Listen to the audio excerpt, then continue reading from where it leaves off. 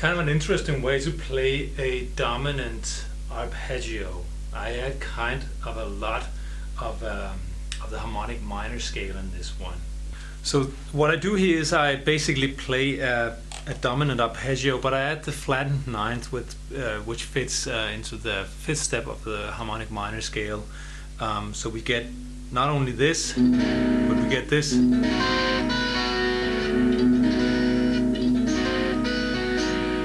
we got some of the qualities of the mid diminished as well.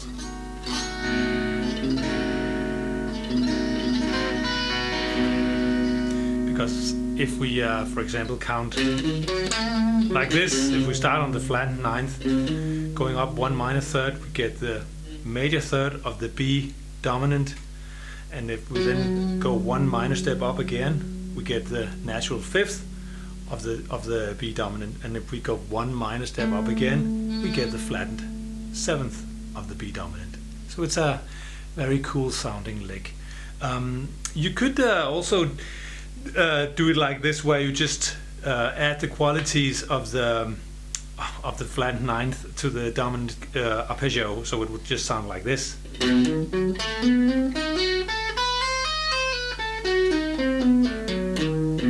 And that would be just as cool.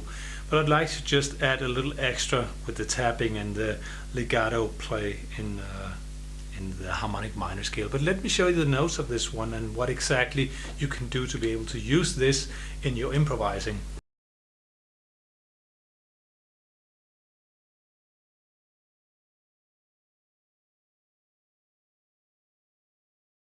Okay, I start with an upstroke here on the low E string with my index finger on the 7th fret, and then a downstroke here with my little finger on the 11th fret low E string. Then I use my ring finger on the 9th fret A string, moving into the D string, and here I play a little legato idea. I hammer on, and that's actually the notes from the harmonic minor scale.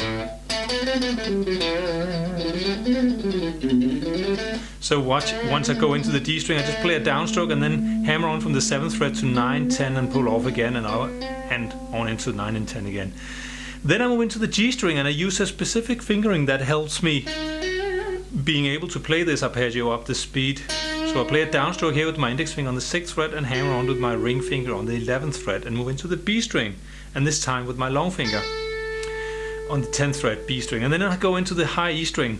From here I play a downstroke with my index finger on the 7th fret, hammer on to 8 and 11, and I add some tapping here.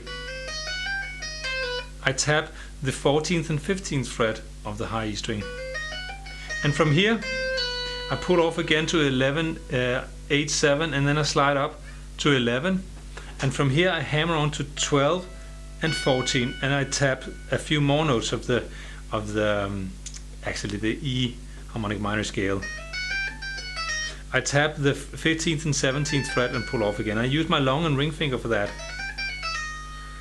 And then I go down into the next pattern of the harmonic minor scale. I hammer on with my little finger on the B string, no picking strokes here. So I hammer on with my little finger to the 13th fret, pull off to 12 and 10, and now move into the G string, where I hammer on again first with my little finger, no picking strokes again here. So I hammer on to the 12th, pull off to 11, 9, and hammer on again to the 11, 12. And here I tap a few notes also. I tap the 14th and the 16th fret with my long and ring finger again. Then I move into the D string and I hammer on to my little finger here to the 13th fret and pull off to 10 and 9. And then in some cases I would just go into the next pattern, end it here, but you could also move into the A string with the little finger, hammer on to 12 and pull off to 10, 9 and slide into 7. From here I would hammer on again to 9, 10 and pull off again, and then end it on the low E string on the 11th, pulling off to 8 and 7.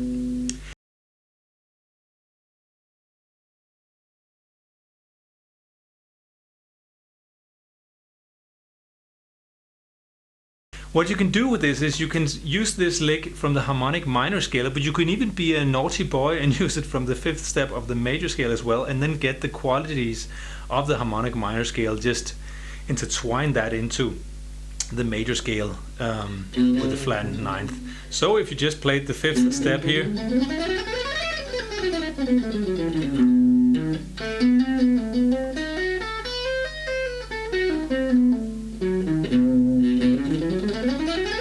can easily hear the difference between the scales, right? Here we got the Mixolydian, and here we got the Phrygian dominant.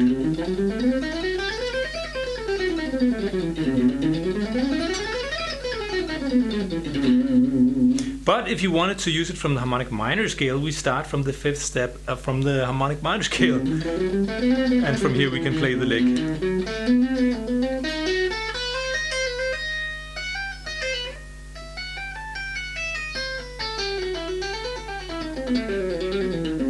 Pretty amazing lick, I think. So in the next mail that I will send to you in a few days, I will give you an offer that lasts for 7 days on the contemporary rock guitar course. So be on the lookout for that email.